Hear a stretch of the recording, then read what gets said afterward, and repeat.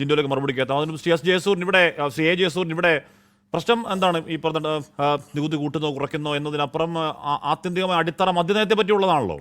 യഥാർത്ഥത്തിൽ B J പിയുടെ മദ്യവുമായി ബന്ധപ്പെട്ട ഒരു രാഷ്ട്രീയ നിലപാട് എന്താണ്? പരമാവധി വിറ്റ് കാശ് ഖജാനയിലേക്ക് വരട്ടെ എന്നതാണോ, അതോ അത് ജനത്തിൻ്റെ ആരോഗ്യ പ്രശ്നമായി കണക്കാക്കി വരുമാനം റെസ്ട്രിക്ട് ചെയ്യണം എന്നതാണോ നിങ്ങളുടെ ആ വിഷയത്തിൽ ക്ലാരിറ്റി, ശ്രീ ജയസൂര്യൻ? വളരെ വ്യക്തമായിട്ട് പറയാം, മദ്യനയം കൃത്യമായിട്ട് നിയന്ത്രിച്ചു കൊണ്ടുവന്ന് ജനങ്ങളുടെ ആരോഗ്യത്തെ സംരക്ഷിക്കുക തന്നെ വേണം. ആ തലത്തിലാണ് അഖിലേന്ത്യാ തലത്തിൽ നമ്മൾ ഏത് സംസ്ഥാനത്ത് നോക്കിയാലും കാണാൻ കഴിയുന്ന ചിത്രം. അഖിലേന്ത്യാ തലത്തിൽ കള്ളുഷാപ്പുകളുടെ അല്ലെങ്കിൽ മദ്യഷാപ്പുകളുടെ ഇതിൻ്റെയൊക്കെ എണ്ണം എടുത്തു നോക്കിയാൽ 23,000 പേരിൽ ഒരാൾക്ക് 23,000 പേർക്കാണ് ഒരു മദ്യശാല വരുന്നത്. പക്ഷേ ഏറ്റവും കൂടുതൽ കേരളത്തിൽ വരുന്നത് 4,903 മലയാളിക്ക് ഒരു മദ്യശാല എന്ന നിലയിലാണ് വന്നിരിക്കുന്നത്. ഇത് കൂടുതലുള്ളത് ഗോവയിൽ മാത്രമാണ്. ഗോവയിൽ ഉൽപ്പാദിപ്പിക്കുന്ന അല്ലെങ്കിൽ വിൽക്കുന്ന മദ്യം എന്ന് പറയുന്നത് ഗോവക്കാർക്ക് കുടിക്കാനുള്ളതല്ല, അത് മറ്റുള്ളവരെ വാങ്ങുന്നതെന്നുള്ളത് നമുക്ക് എല്ലാവർക്കും അറിയാം. അത് ഒഴിച്ചു നിർത്തിയാൽ, ഗോവ മാറ്റി നിർത്തിയാൽ, ഇന്ത്യയിൽ ഏറ്റവും കുറവ് ആൾക്കാർക്ക് ഏറ്റവും കൂടുതൽ മദ്യശാലയുള്ളത് കേരളത്തിലാണ്. അതായത് 4,903 മലയാളിക്ക് കേരളത്തിൽ ഒരു മദ്യശാലയുണ്ട്. എന്നാൽ ഇത് അഖിലേന്ത്യാ ശരാശരി 23,000 പേർക്ക് ഒരു മദ്യശാല എന്നുള്ളതാണ്. ഇതിന്റെ കാരണം എന്താണ്? സംസ്ഥാനത്തിന്റെ തനത് നികുതി വരുമാനത്തിന്റെ 24% മദ്യത്തിൽ നിന്ന് ആണ് കേരളത്തിന് ലഭിക്കുന്നത്. ഇത് ഇന്ത്യയിലെ ഏറ്റവും ഉയർന്ന നമ്പർ 1 എന്ന് പറയുന്ന ഒരു നിലവാരമാണ്. ഇന്ന് നമുക്ക് എത്രയൊക്കെ മദ്യശാലകളാണ് കേരളത്തിലുള്ളതെന്നൊന്ന് പരിശോധിച്ച് നോക്കിയാൽ ഞെട്ടിപ്പോകും. കള്ള് ഷാപ്പുകൾ 5,170, ബാർ ഹോട്ടലുകൾ 884, ബീവറേജ് കോർപ്പറേഷന്റെ ഔട്ട്ലെറ്റ് 289, ബിയർ പാർലറുകൾ 425, ക്ലബ്ബുകളുടെ ലൈസൻസ്, അതായത് മദ്യം വിൽക്കാനുള്ള ലൈസൻസ് ഉള്ള ക്ലബ്ബുകൾ 45, 6,813 മദ്യശാലകൾ കേരളത്തിൽ നിയമാനുസൃതം പ്രവർത്തിക്കുന്നുണ്ട്. ഇത് ശരിക്കും പറഞ്ഞാൽ ഇത് വർദ്ധിപ്പിച്ചുകൊണ്ടല്ലാതെ സംസ്ഥാനത്തെ ഇടത് വലത് മുന്നണികൾക്ക് മുന്നോട്ട് പോകാൻ കഴിയില്ല. കാരണം അവരെ സംബന്ധിച്ചിടത്തോളം വരുമാനത്തിന്റെ ഏറ്റവും വലിയ സ്രോതസ് എന്നുള്ള നിലയിൽ മദ്യത്തെ കാണുമ്പോൾ, മദ്യം ഏറ്റവും കൂടുതൽ വിറ്റഴിച്ചുകൊണ്ട്, കൂടുതൽ ഔട്ട്ലെറ്റുകൾ തുറന്നുകൊണ്ട്, മലയാളികളെ മുഴുവൻ മദ്യത്തിൽ മുക്കിക്കൊണ്ട് മാത്രമേ ഇവിടെ ഒരു ഖജനാവിനെ സമ്പന്നമാക്കാൻ പറ്റൂ എന്ന പ്രത്യയശാസ്ത്രവും സാമ്പത്തിക നിരീക്ഷണവും സാമ്പത്തിക സമീപനവുമാണ് LDF UDF മുന്നണികൾ പിന്തുടർന്നു വരുന്നത്. ഇക്കാര്യത്തിൽ LDF-നും UDF-നും യാതൊരു വ്യത്യാസവുമില്ല. പരസ്പരം മത്സരിക്കുകയാണ് എന്നുള്ളതാണ് ഇവിടെ വ്യക്തമായിട്ട് നമ്മൾ കാണുന്ന കാഴ്ച. ഇത് ഇന്ത്യയിലെ മറ്റൊരു സംസ്ഥാനത്ത് നമുക്ക് ഷാപ്പുകൾ എന്നൊക്കെ പറയുന്നത് ഒരുപാടുണ്ട്. അങ്ങ് യു പിയിൽ പോയിട്ടുള്ള ആളാണല്ലോ. അങ്ങ് നിങ്ങൾ ഭരിക്കുന്ന യു പിയിൽ പോയ സാമ്പത്തിക വർഷം കിട്ടിയ വരുമാനം 57,700 കോടിയാണ്. 1.9% GST ഉൾപ്പെട്ട ഭാഗം. അത് കേരളത്തെക്കാൾ കൂടുതലാണ്. കേരളം ഒന്നാം സ്ഥാനമല്ല കാര്യത്തിൽ. ലോട്ടറി അലോട്ട്മെന്റിലൂടെ, പ്രൈവറ്റ് ലൈസൻസിലൂടെയൊക്കെ ആയിരക്കണക്കിന് ഔട്ട്ലെറ്റുകൾ. കൂടുതൽ കള്ളു വിൽക്കുന്നവർക്ക് ഇൻസെന്റീവ് കൊടുക്കുന്നുണ്ട്. അവിടെ ഈ വീര്യം കുറഞ്ഞ മദ്യമൊക്കെ എന്നേ ഒഴുകി തുടങ്ങുക, എവിടെയും കിട്ടും, അവിടെ മാത്രം മതി അതൊക്കെ. അതുകൊണ്ട് ഈ മദ്യത്തിന് കിട്ടുന്ന വരുമാനത്തിന്റെ കാര്യത്തിൽ, കാശ് വന്നോടുന്ന കാര്യത്തിൽ അതിനെ പ്രോത്സാഹിപ്പിക്കുന്ന നയം നിങ്ങളുടെ സർക്കാർ അവിടെ UP സ്വീകരിക്കുന്നുണ്ട്. 57,700 കോടി. അത് കേരളത്തിൽ എത്രയെന്നറിയോ? അതിന്റെ പകുതിയില്ല. ഒരിക്കലുമില്ല.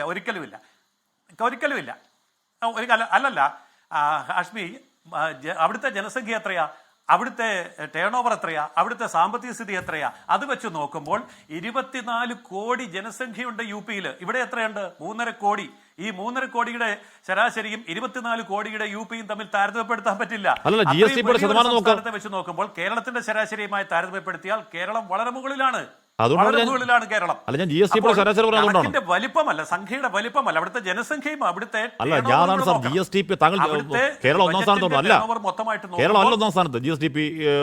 റവന്യൂ വരുമാനത്തിൽ കേരളം ഒന്നാം സ്ഥാനത്താണ്. കേരളത്തിന്റെ ബജറ്റ് അലോക്കേഷനും കൂടെ വെച്ച് നയത്തിന് ഞങ്ങൾ എതിരാണ്. ഇത് ശരിയായിട്ടുള്ള രീതിയല്ല. 1.4 എന്നുള്ളതല്ല കാര്യം. അവിടുത്തെ ജനസംഖ്യ എല്ലാവരും പറയുമ്പോൾ ഈ കേരളത്തെ 3 കോടി ജനസംഖ്യയുള്ള കേരളത്തെ 24 കോടി ജനസംഖ്യയുള്ള UP-യുമായിട്ട് താരതമ്യപ്പെടുത്തുന്നത് അശാസ്ത്രീയമാണ്. അത് തെറ്റിദ്ധരിപ്പിക്കാൻ വേണ്ടി തന്നെയാണ്. 24 കോടി ജനസംഖ്യയുള്ള UP-യും 3 കോടി ജനസംഖ്യയുള്ള കേരളം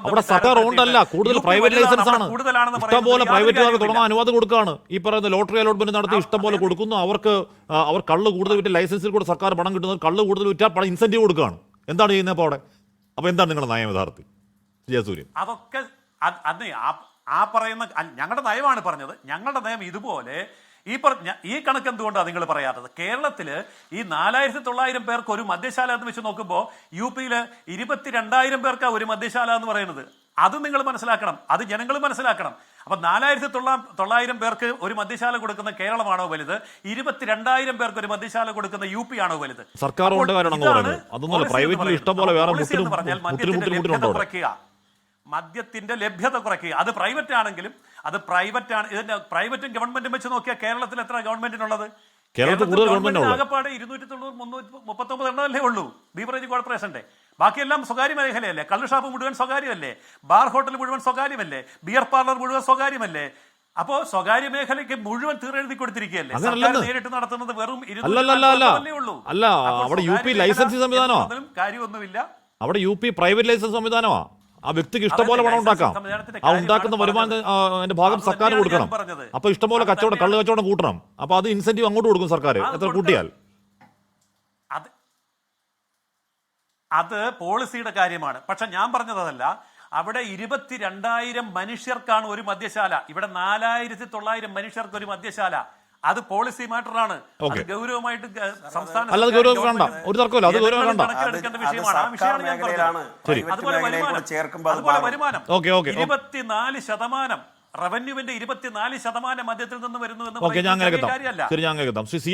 കേരളം ഗൗരവമായിട്ട് ചിന്തിക്കേണ്ട വിഷയം. അല്ല, അത് ഗൗരവം ചിന്തിക്കണം. എന്ന് പറഞ്ഞാൽ ഇക്കാലം മദ്യം മാത്രമല്ല, നമ്മൾ മദ്യം മാത്രം പറഞ്ഞുകൂടാ. MDMA പോലെ മാരക മയക്കുമരുന്നുകളുടെ ഒഴുക്ക്, അതിൽ കുട്ടികൾ പോലും വിട്ടുപോകുന്ന അവസ്ഥയൊക്കെ അക്കോട് ചിന്തിക്കണം. മദ്യം മാത്രമല്ല നിലവിലെ ഭീഷണി. പോട്ടെ, മദ്യം ഭീഷണി അല്ലെന്ന് ഞാൻ പറയല്ല.